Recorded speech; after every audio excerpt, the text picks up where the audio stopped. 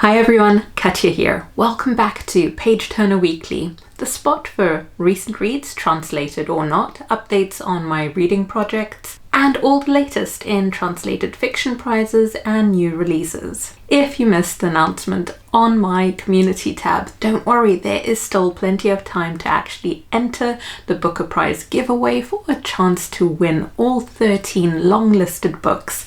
And the best part is that it's international, so chances are that no matter where you are, you'd be able to enter. The link is in the video description and on my community post, so good luck if you do enter. And sticking with the Booker Prizes, if you're on Instagram, they also released a video reel where they have the judges discussing one of the statistics that I highlighted in a video that I did dedicated to why translated fiction is booming. According to data they compiled in collaboration with Nielsen, readers of translated fiction in the UK are significantly younger than readers of fiction generally. So if you're curious to know what that reel was like in terms of what the judges made of that statistic, then I've linked that video in the video description, or the reel in the video description. You know what I mean.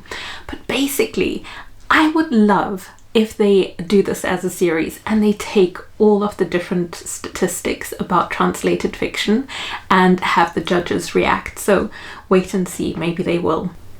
And on a personal note, I finally went back to my local swimming pool after a bit of an incident last October, which a lot of you will know about. But if you don't know, let's just say someone seriously misused the ladies' loos and I couldn't bring myself to return. But after 3 months, I renewed my membership and started with aqua-aerobics. And if you're in a position to do it, to try it, I highly recommend it. It's way more of a workout than it looks, especially when you're using those deceptively air-light styrofoam dumbbells. Really, styrofoam, they're so light. But the moment you push them underwater, there's instant resistance training. And the whole class just ended up giggling, which honestly feels like much needed, stress relief at the moment and a break from everything that's happening in the world. So highly recommend.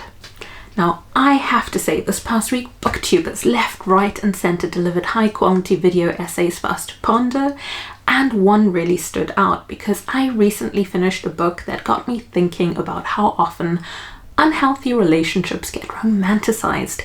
And as I was thinking that, right on cue, click, the Book Leo drops a video on modern relationship misconceptions or romance misconceptions. Now, if you've already watched Leonie, you know she's sharp, insightful, and there's a reason she has more than 500,000 subscribers. If you haven't watched her, definitely check out this video, which, if you've ever side-eyed a book for relying on outdated tropes, power imbalances, the idea of the one, or toxic dynamics mistaken for passion, you'll appreciate Leonie's deep dive. It's very balanced. Her video takes a critical but fair look at how these tropes, while evolving beyond the damsel in distress era, still show up in really sneaky ways. The grumpy man, sunshiny girl often appears these days, which isn't a problem unless it's highlighting deeper, darker power dynamics. And this is not just in straight romances. LGBTQ plus fiction is not immune to these dynamics. As Leonie points out, there's often this unspoken question of who wears the pants in the relationship. And in a lot of romance fiction, the power balance is anything but equal. Whether it's possessiveness framed as devotion, emotional unavailability mistaken for mystery, or the expectation that a partner should heal someone's trauma rather than support them while they process it with, say, a licensed therapist. These patterns show up everywhere, and honestly, that last one is a huge red flag. Your romantic partner isn't a luggage drop-off point for your unprocessed emotional baggage. Love can be a source of support, but it's not a substitute for self-work.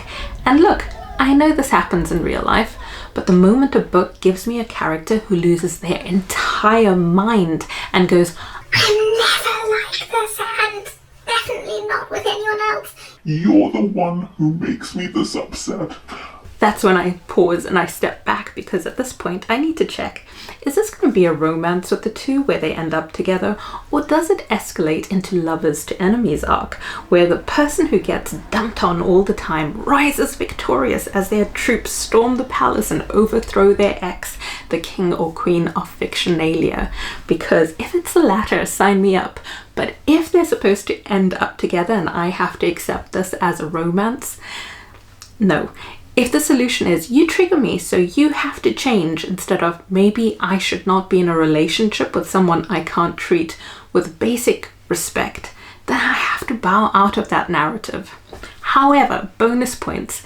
If the antagonist secretly believes there's some higher evolved being above all others, demanding their partner shapeshift into someone they can tolerate, only for said partner to walk away, live their best life, and 5 years later, the antagonist is still stuck in the same toxic cycle, blaming everyone but themselves. Where was I? Alright, these books that keep rehashing outdated tropes raise the question, are healthy, equal relationships really too boring for fiction? One of Leonie's strongest points is how media subtly shapes our perceptions of relationships. Fiction doesn't need to be a moral guide, but when unhealthy behavior keeps getting romanticized, regardless of gender or sexuality, it's worth asking what's being reinforced. Now, she covers so much more in her video, so definitely check that out. And when I say the timing was uncanny, I mean it. Because I just finished a book that had me thinking the exact same thing. It was Under the Oak Tree by Suji Kim, a novelization of a really popular Korean webcomic, and let's just say it opens with a scene that threw me. In a medieval political marriage setting, it might be historically accurate. In an epic fantasy like Game of Thrones, it could drive a vengeance plot or the downfall of kingdoms. You can see that's a personal favorite. But in a romance, we're supposed to just move on from that.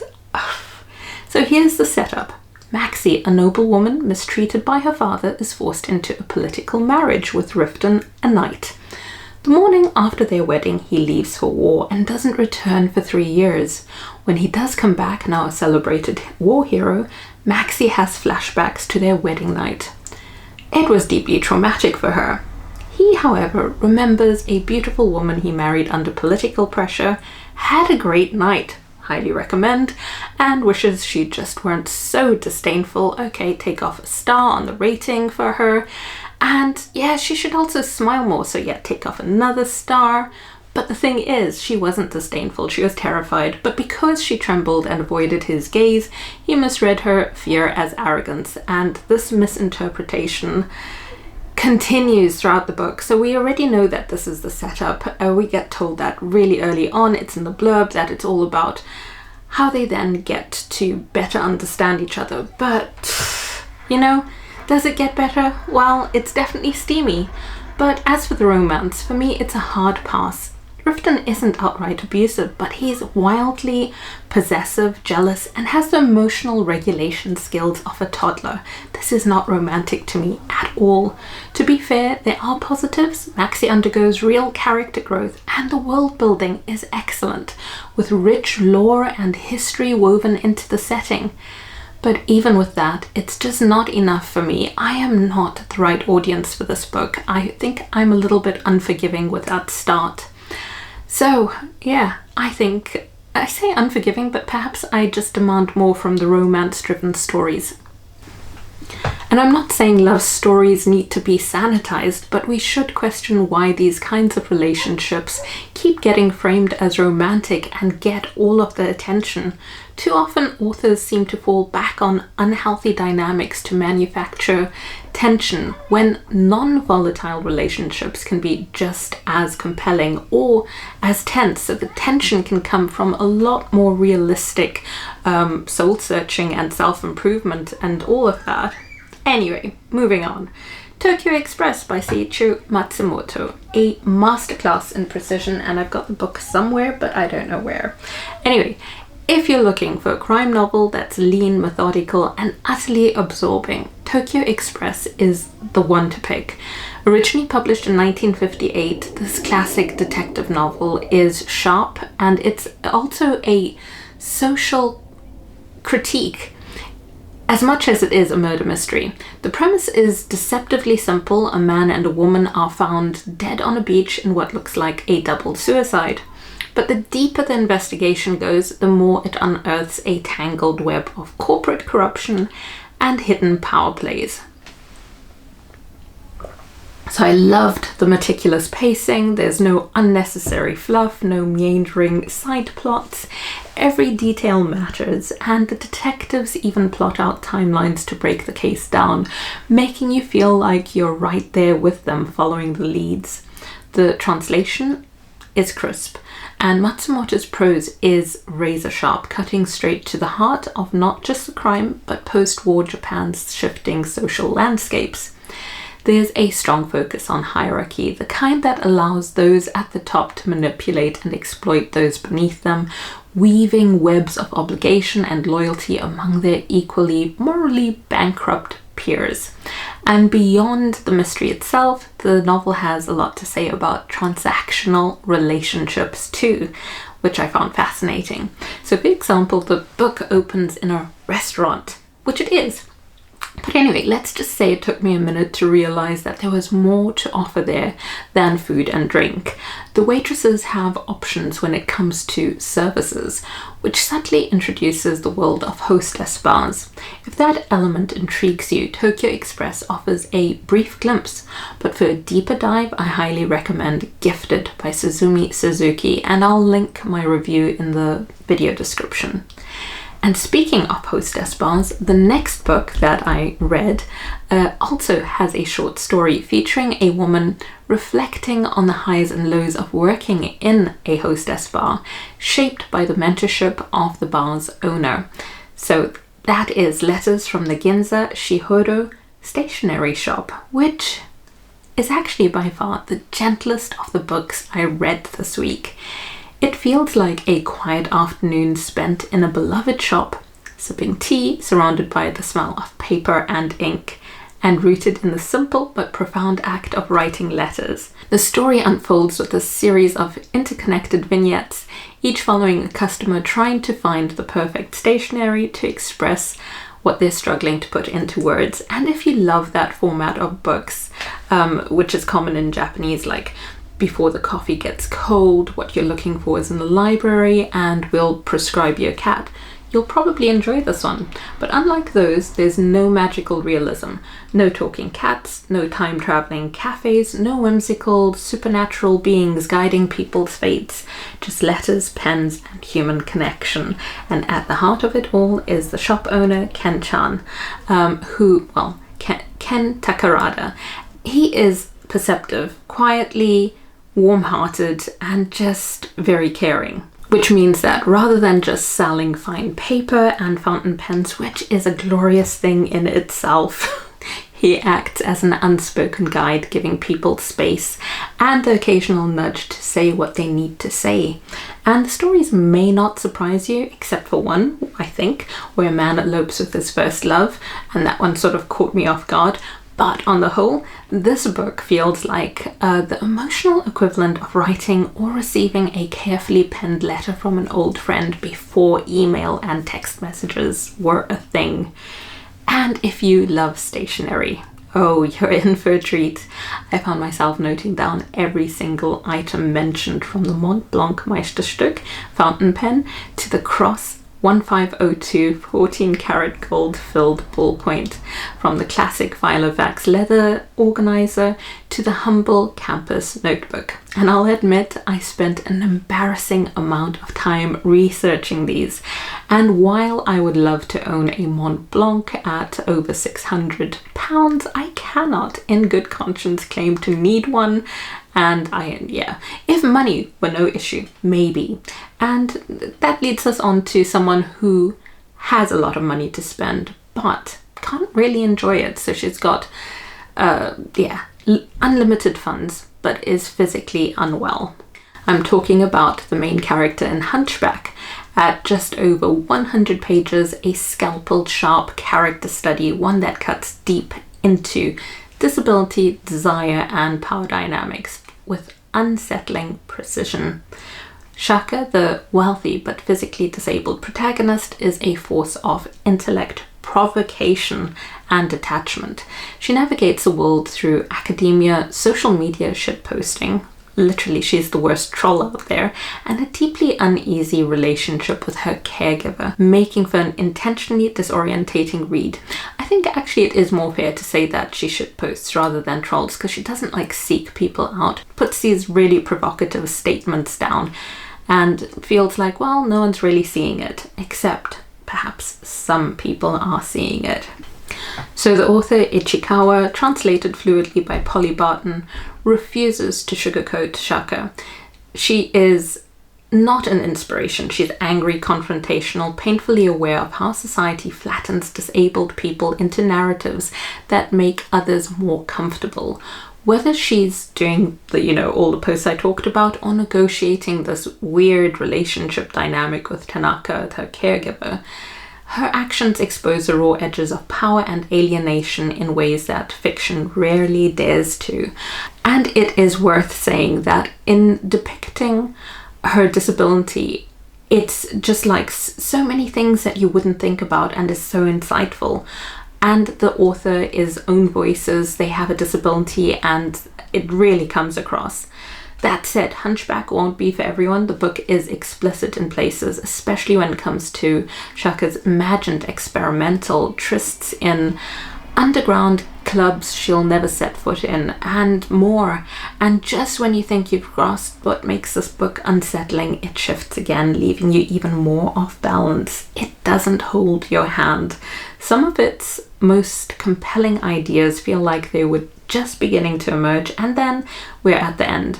But for those who appreciate fiction that doesn't sit neatly within moral comfort zones, it is a fascinating, disquieting read, and one that lingers whether you want it to or not. Then we have The River Has Roots, which feels old even though it's a new release. A novella that reads like an old folk ballad full of longing, warning, and sacrifice. And it is set in Thistleford, a town that is pressed against the border of Fairy, where we have sisters Esther and Isabel, who look after the Willows in their neighborhood, and that ties them to both past and place. But when Esther rejects a suitor and finds herself drawn to the uncanny Rin, the fragile balance between the mortal and the otherworldly really begins to fray. So the story moves like water. It's lyrical and steeped in the rhythm of oral storytelling. The magic here isn't about rules or structured systems, it's more like a force of nature, instinctual and inescapable, which I found amusing that it's actually called grammar. The magic system is called grammar. But anyway, while there is a romance, it's a sister's bond that holds the whole story together. It's about legacy, protection, and the impossible choices that we have to make for the people we can't live without. So the writing leans into the cadence of folklore and folk songs, tipping its hat to classic works like Goblin Market, and yet it feels distinct, timeless, and maybe just a bit updated for our modern sensibilities. If you're used to contemporary writing styles, it might take a minute to adjust, but if you love this kind of storytelling that feels like it should be sung as much as read, it is something special. And on that note, if audiobooks work for you, I highly recommend listening to this one, going for this format, audio. Not only is it narrated and sung beautifully by Jem Carmilla, but the production also features music performed by the author and her sister, harp, flute, vocals, the works. It turns the story into a true folk experience, bridging oral storytelling traditions with the written form in a way that feels both nostalgic and vital. And in the video description, I will have a link to the Instagram for the publisher, where they've shared some of the music being performed live by the author and her sister. And that's it. Those are my recent reads. Right now I'm working through, amongst other books, The Kobe Hotel, Vanishing World, The Chibaneko kitchen and the convenience store by the sea, and that made me pause and realize once again I've unintentionally fallen into a deep dive of Japanese fiction. Maybe I just naturally gravitate toward it, or considering that Japanese fiction is the most commonly translated into English in the UK, it might just be inevitable at some points. Either way, I don't mind, but I am glad that I've got the Reading the Globe project, which is helping me balance things out. So, for example, I'm reading a book from Sudan for the classics strand, a contemporary novel from Korea for the contemporary strand, surprise, surprise, and I just finished German for the YA strand. So at least I'm spreading my attention, around the globe. And of course, thanks to the international booker, I've recently finished books translated from Italian and Mexican authors, but I'm sort of like laughing to myself because my next pick from that long list takes me right back to Japan, because this is also long listed. Under the Eye of the Big Bird. That's the next one I'll be picking up. At this point, I'm not even pretending to fight it. I'm fully embracing the Japanese literature love fest. If all goes to plan this week, I will also have either a live show or a pre-recorded video on how I use my journals to plan my reading, writing, health, and life in general. So let me know how your week's going, and thanks so much for tuning in.